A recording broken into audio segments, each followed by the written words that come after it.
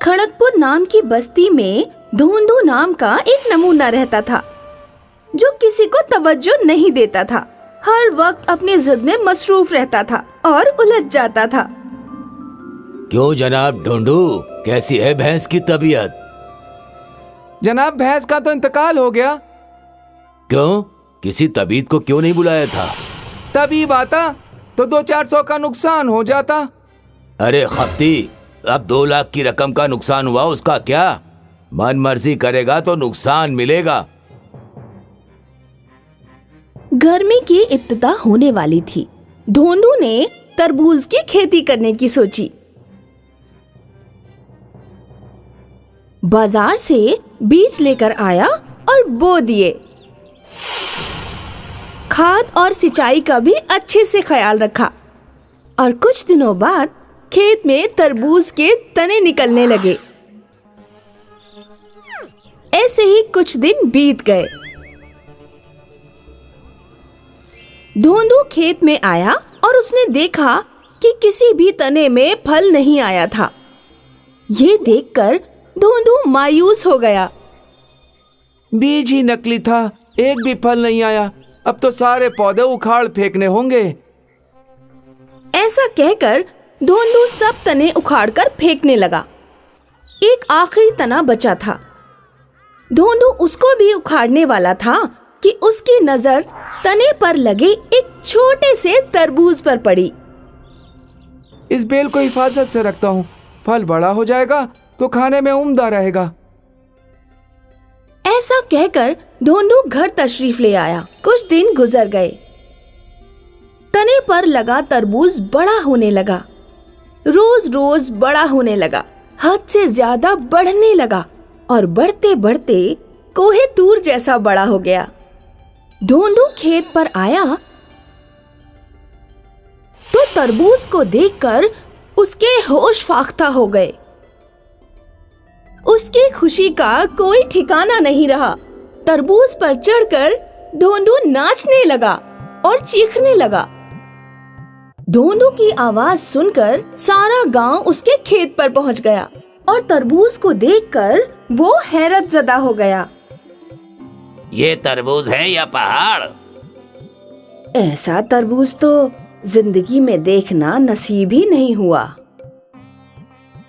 फिर क्या था, आसपास के सारे माशरे में ये बात फैल गई और कुछ ताजिर तरबूज के दाम लगाने ढोंडू के गांव पहुंच गए। नीलामी शुरू हुई और आंकड़ा 2 लाख से ऊपर पहुंच गया। 2 लाख रकम अदा करूंगा, बेचोगे? अरे खफ्ती हो गए हो क्या? जिसायत देखी है? जिसायत ही तो मुश्किल है, काटना पड़ेगा, फिर बेचना पड़ेगा, नहीं बिका तो गोदाम में रखना पड़ेगा। हमारी भी तो परेशानियां बढ़ेंगी। 2 लाख में बात पक्की करो। फिर भी ढोंडू नहीं माना और ताजिर चले गए। एक दिन ढोंडू अपने दोस्त के तरबूज की दुकान पर परेशान बैठा था। उसका दोस्त ग्राहक को तरबूज बेच रहा था। क्यों रे, तरबूज सुर्ख तो है ना अंदर से? अरे जनाब, मुझे क्या पता, मैंने क्या अंदर से घुसकर देखा है? सुनते ही ढोंडू के दिमाग में खुराफाती सोच पैदा हुई। ढोंडू दोस्त से बोला, अरे तरबूज क्यों खाते हैं लोग? गर्मी को दूर करने के लिए। गर्मी को दूर करने के लिए तरबूज को खा सकते हैं तो उसमें रिहाइश भी तो बना सकते हैं। फिर क्या, ढोंडू वहां से भागा और कारीगर के साथ खेत पहुंचा। तरबूज में एक सुराख बना दो, लोग इसे खाने नहीं, इसमें रिहाइश के लिए आएंगे। कारीगर ने काम शुरू किया। दिन रात काम करते करते एक हफ्ते के दरमियान तरबूज में 100-200 कमरे बनकर तैयार हो गए। फिर क्या था, ढोंडू ने हर ओर तरबूज घर की तारीफ करना शुरू कर दी। एक दिन ढोंडू तरबूज के सामने खड़ा था। तभी वहां एक आलीशान गाड़ी आकर रुक गई, जिसमें से एक जोड़ा उतरकर ढोंडू के करीब आया। ढोंडू आप ही हो? जी फरमाइए। हमारा अभी अभी निकाह हुआ है। हम अपना हनीमून कुल्लू मनाली नहीं, आपके तरबूज घर में मनाना चाहते हैं। एक दिन का कितना पैसा लोगे? 2 लाख। फिर क्या था, धोंडू वहाँ से भागा और दोनों तरबूज घर में अपनी सुहागरात मनाने लगे। फिर धोंडू ने तरबूज घर में एक रेस्तरां भी खोल दिया और उसका मुनाफा भी बढ़ने लगा। बड़े बड़े नामचीन अदाकार, क्रिकेटर सुहागरात मनाने तरबूज घर में आने लगे और धोंडू अरबपति बन गया। एक दिन एक अजायब घर के कुछ लोग वहां आए और बोले, हम ये तरबूज अजायब घर में रख देंगे, बताओ क्या कीमत लोगे? मैं इसे बेचना नहीं चाहता। बेच दो, वैसे भी बारिश के दौरान यहाँ कोई नहीं आएगा और ये पड़ा पड़ा खराब हो जाएगा। हम तकनीक से इसे हजारों साल संभाल के रखेंगे।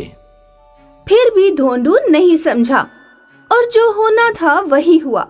गर्मियों के खत्म होते ही बारिश शुरू हो गई और तरबूज घर में ताला लगाना पड़ा। अब कोई तरबूज घर नहीं आना चाहता था।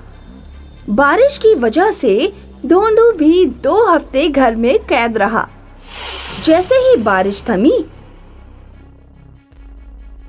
धोंडू खेत में पहुंचा।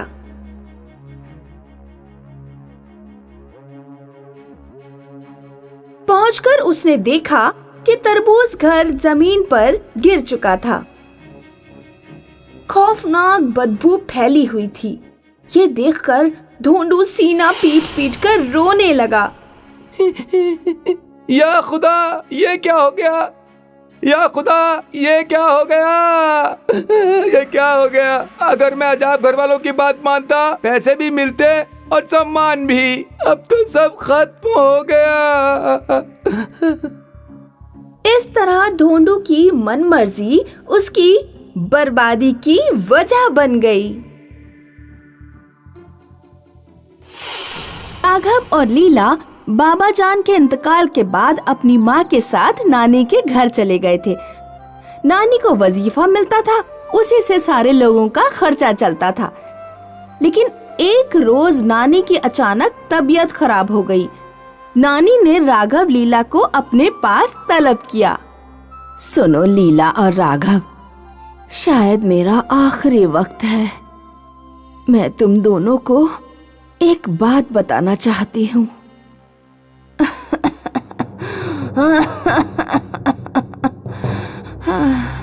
बताइए नानी, आप हमें क्या बताना चाहती हैं?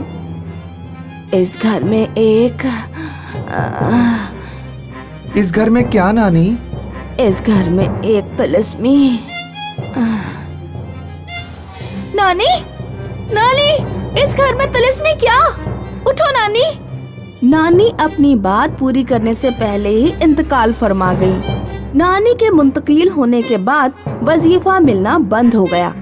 कुछ दिनों बाद राघव का कुनवा पैसों की परेशानी की वजह से मुसीबत ज़दा हो गया। ये क्या अम्मी, आज सिर्फ खाने में रोटी और प्याज?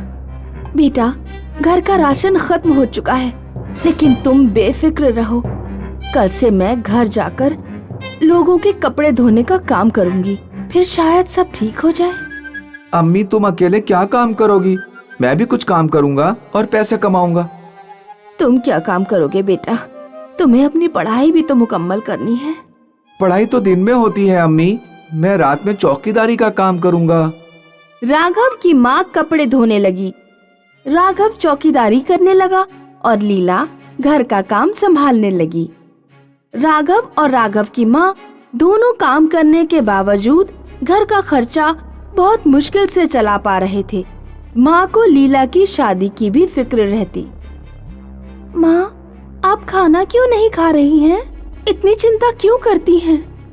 तुम दोनों खा लो बच्चों। मेरे बच्चों, मुझे माफ कर देना। मैं ना ही तुम लोगों को अच्छा खिला पा रही हूँ और ना अच्छा पहना पा रही हूँ। रो मत माँ, हम आपकी मजबूरी समझते हैं। ईद पर लीला ने पूरे घर की सफाई करना शुरू की। वो मचान पर चढ़कर कबाड़ निकाल रही थी। तभी उसे एक चमकदार डिब्बा मिला। इस डिब्बे में क्या है? लीला ने वो डब्बा खोलने की बहुत कोशिश की, लेकिन डिब्बा खुल ही नहीं रहा था। लीला ने वो डिब्बा राघव को दिखाया। राघव, जरा ये डिब्बा खोलना, मुझसे तो खुल नहीं रहा। राघव अपनी पूरी ताकत से वो डिब्बा खोलने की कोशिश करता है, लेकिन कामयाब नहीं हो पाता। लगता है ये डिब्बा अंदर से बहुत मजबूत है, इसे हाथों से नहीं खोला जा सकता। इसे कबाड़ में फेंक दो। मुझे नहीं लगता कि इसके अंदर कुछ है। मुझे बहुत भूख लग रही है, मुझे जरा खिचड़ी ला कर दे दो। अचानक वो डिब्बा खुल गया और उसमें से आवाज आई, ये लो मजेदार खिचड़ी। अरे ये आवाज किसकी है और ये खिचड़ी कहाँ से आ गई? मैं एक तिलिस्मी डिब्बा हूँ। मुझ में एक बार दिन में खाने की कोई भी एक फरमाइश कितनी भी तादाद में मांग सकते हो, लेकिन ख्याल रखना मैं एक दिन में सिर्फ एक ही बार खोलूंगा। राघव, तुम्हें याद है जब नानी आखिरी वक्त में कुछ कह रही थी तो वो इस घर में रखी किसी तिलिस्मी चीज के बारे में हमसे कहना चाह रही थी। हाँ मुझे याद है। लगता है नानी इस तिलिस्मी डिब्बे के बारे में ही जिक्र कर रही थी। तिलिस्मी डिब्बा मिलने पर राघव और लीला बेपनाह खुश थे, क्योंकि उन्हें अपना मनपसंद खाना भरपेट खाने को मिल जाता। एक रोज राघव पूरे शब चौकीदारी करके घर लौटा। उसका मिजाज बहुत खराब था, क्योंकि पिछली शब उसे मालिक ने डांटा था। लीला, खाना लाओ। अरे लीला, कहाँ चले गए सब? जब मैं घर पर आता हूँ तो घर में कोई नहीं होता। राघव तिलिस्मी डिब्बे से खाना मांगता है, मुझे खीर पूड़ी दो। लेकिन जादुई डब्बा खुलता ही नहीं। लगता है लीला पहले ही इससे खाना मांग चुकी होगी। राघव बावर्ची खाने में जाता है, लेकिन उसे वहाँ भी कुछ नहीं मिलता है। राघव का गुस्सा और भी बढ़ जाता है। लीला खुद खाना खा गई और मेरे लिए कुछ भी नहीं छोड़ा। राघव गुस्से में तिलिस्मी डिब्बा तोड़ देता है और जाकर सो जाता है। कुछ देर बाद जब लीला और माँ घर लौटे तो उन्होंने देखा कि तिलिस्मी डिब्बा टूटा हुआ है। राघव, उठो, ये तिलिस्मी डिब्बा कैसे टूट गया?